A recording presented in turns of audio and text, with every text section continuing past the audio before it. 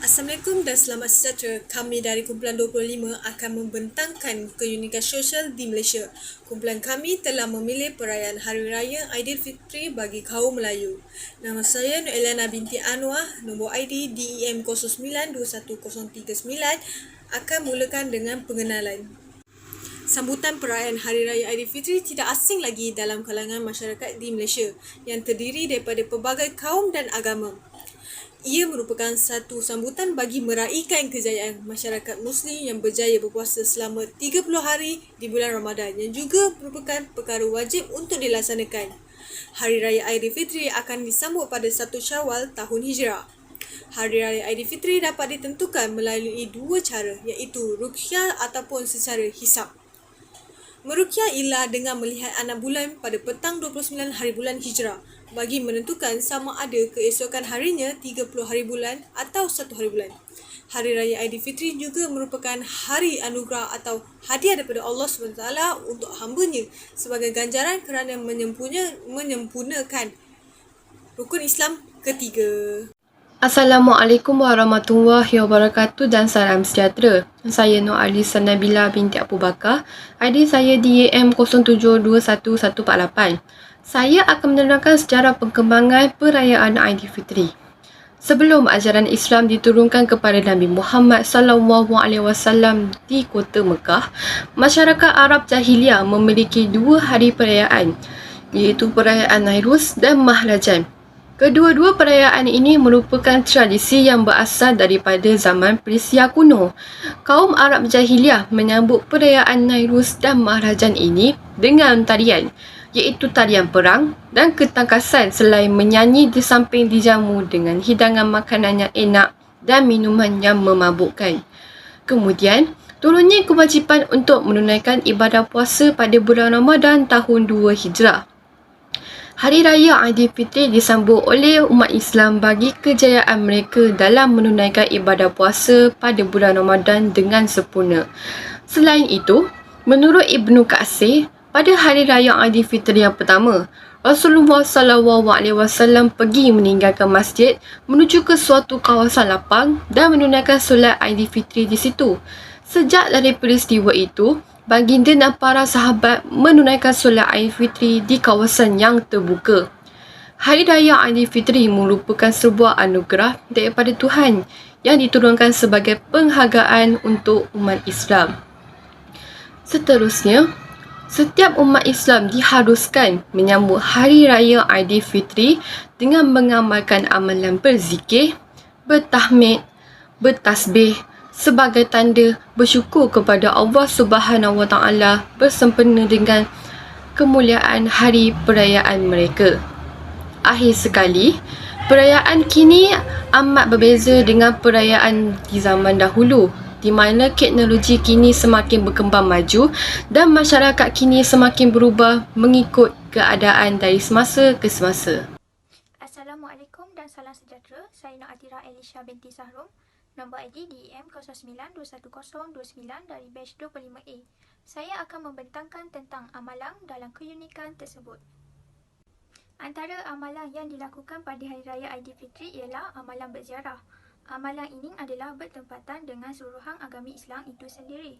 Pada pagi Hari Raya Aidilfitri, selalunya sebelum dan sejurus sesudah menunaikan solat sunat Hari Raya Aidilfitri, umat Islam yang telah kehilangan saudara mara akan mengunjungi pusara mereka dan menghadiahkan surah Al-Fatihah atau bacaan surah Yasin. Kemudian mereka akan berkunjung ke rumah sanak saudara dan rakan taulan. Mereka akan bermaaf-maafan dan melupakan kesilapan yang lampau. Pada asasnya, Hari Raya adalah hari untuk bergembira, bermaafan dan hari untuk mengeratkan tali persaudaraan di kalangan umat Islam, di samping meraihkan kejayaan beribadah kepada Allah. Amalan memberi wang kepada kanak-kanak juga amat popular pada Hari Raya. Duit raya selalunya diberikan oleh orang dewasa kepada kanak-kanak melalui sampul duit yang selalunya berwarna hijau dan kuning. Sampul duit raya diatasi daripada amalan orang Cina yang memberi sampul merah berisi wang ataupun ampau. Pada Hari Raya, sampul selalunya berwarna selain daripada warna merah iaitu hijau atau kuning. Terdapat pelbagai saiz sampul yang dikeluarkan oleh bank-bank dan syarikat-syarikat perniagaan. Antara saiz yang bersesuaian dengan saiz wang kertas polimer RM5. Kadang-kala amalan pemberian duit raya diganti dengan pemberian hadiah-hadiah. Sudut agama pula, malam 7 liku sering dikaitkan dengan Lailatul Qadar, iaitu detik keemasan untuk individu Muslim merebut syurga apabila malaikat dan Jibril akan turun ke bumi untuk mengaminkan doa orang yang bersembahyang, bertasbih, bertahmid dan bertakbir kepada Allah.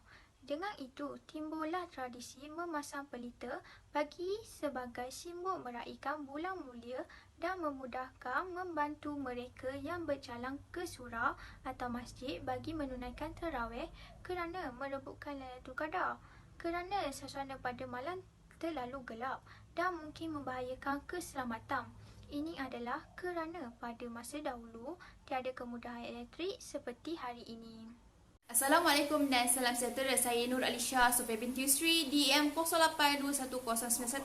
Hari ini saya akan menyampaikan maksud ataupun makna Hari Raya yang sebenar. Yang pertama, Hari Raya bermaksud kembali kepada fitrah. Kembali kepada fitrah ini bermaksud kejadian manusia suci, bersih dari dosa seperti bayi baru lahir. Yang kedua, Hari Raya ini diadakan bagi seluruh umat Islam, ini tidak kira bangsa ataupun agama.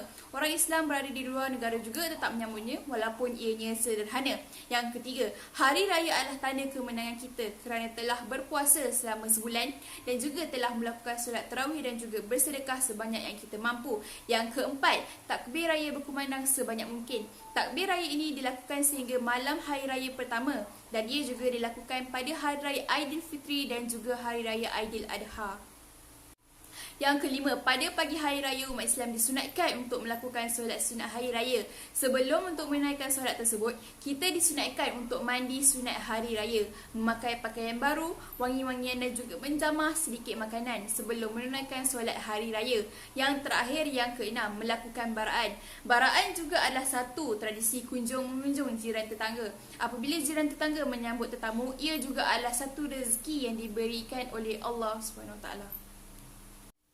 Impak keunikan kepada negara. Yang pertama, Malaysia sebuah negara yang mempunyai kepelbagaian iaitu dari segi kepercayaan, keturunan, agama dan etnik. Yang kedua, untuk menjadi asas perpaduan perayaan adalah alat integrasi yang boleh diperkukuhkan untuk menggerakkan sokongan. Yang ketiga, keamanan datang dari kestabilan negara antara rakyat dan pemimpin. Tanpa adanya keamanan ini, negara kita akan menghadapi konflik. Yang terakhir, keempat, perayaan setiap kaum memainkan peranan penting kerana ia akan memberi impak kepada negara. Salam sejahtera saya ucapkan. Saya Jasnita Ilina di IM 0821-144.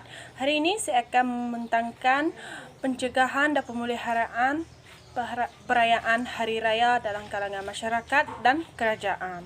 Dalam kalangan masyarakat, dalam menghadapi suasana Aidilfitri, jangan sesekali lupa dan lalai dengan kewajipan terhadap mereka yang memerlukan perhatian, bantuan serta belasan kasihan daripada kita. Aidilfitri perlu dipahami oleh muslimi sebagai satu bentuk ajaran daripada Allah bagi mereka yang sabar dan taat beribadah dengan penuh kesempurnaan sepanjang Ramadan Al-Mubarak. Aidilfitri adalah hari yang istimewa, disambut khusus bagi merayakan kembalinya setiap muslimi kepada keadaan iaitu fitrah, yakni suci lagi bersih. Kita diwajibkan memelihara batas hukum syarak supaya tidak terbalas daripada landasan ditetapkan Islam ketika merayakan Aidilfitri. Semuta Aidilfitri tidak seharusnya dicampur adukan dengan niat pertuturan atau pelakuan sia-sia dan berunsurkan maksiat. Dari aspek positif, semua perayaan kaum utama di negara ini dikenal pasti sebagai wadah yang mampu untuk menjana perpaduan antara kelompok yang berbeza latar belakang, keturunan, budaya dan agama. Dari aspek kerajaan, demi menyatu padukan semua etnik di Malaysia, pihak kerajaan telah menubuhkan satu kaedah iaitu Bangsa Malaysia yang membawa tujuan melahirkan warga negara yang mempunyai rasa berkemunyaan sebagai satu bangsa dalam sebuah negara. Selain itu, konsep Bangsa Malaysia perlu mencakupi pelbagai dasar yang telah ditetapkan dan akan dilancarkan sebagai pengikat perpaduan antara kaum. Contohnya, rukun negara, dasar kebudayaan kebangsaan, dan dasar pendidikan kebangsaan sangat memainkan peranan penting untuk menjamin hasrat tersebut. Kerajaan juga telah menubuhkan akta-akta yang berkaitan dengan perkauman seperti Akta Kesalahan Keselamatan, Langkah-Langkah Khas 2012, Akta Pencegahan Jenayah POCA dan Akta Pencegahan Keganasan POTA akan dikuat kuasa tanpa kompromi jika disabitkan di sisi undang-undang. Kemahiran sosial juga penting dalam diri setiap masyarakat supaya lebih bersifat terbuka dan tidak bersifat etnosentrik, iaitu bangga dan pandang rendah budaya orang lain, maupun bersifat eksoterik, pandang budaya lain lebih tinggi daripada budaya sendiri. Sekian daripada saya, terima kasih. Kesimpulannya, perayaan sememangnya satu acara yang amat penting dan begitu sinonim dengan Raya Malaysia. Hasil daripada rujukan dan kajian yang dijalankan sedikit sebanyak dapat membantu kita untuk mengenali lebih dalam lagi mengenai keunikan sesuatu perayaan itu sendiri. Kerana Malaysia terdiri daripada pelbagai kaum, agama dan bangsa. Melalui perayaan juga, masyarakat dapat mengeratkan perpaduan dalam diri mereka serta melahirkan sikap saling hormat-menghormati antara satu sama lain. Kita seharusnya berbangga menjadi rakyat Malaysia kerana negara ini terdiri daripada pelbagai kaum, agama dan bangsa. Namun, keamanan dan keharmonian masih dapat dikekalkan sepanjang tahun. Tegasnya, Malaysia merupakan negara yang makmur untuk diduduki walaupun mempunyai campuran kaum dan agama. Sekian daripada kumpulan 25. Terima kasih.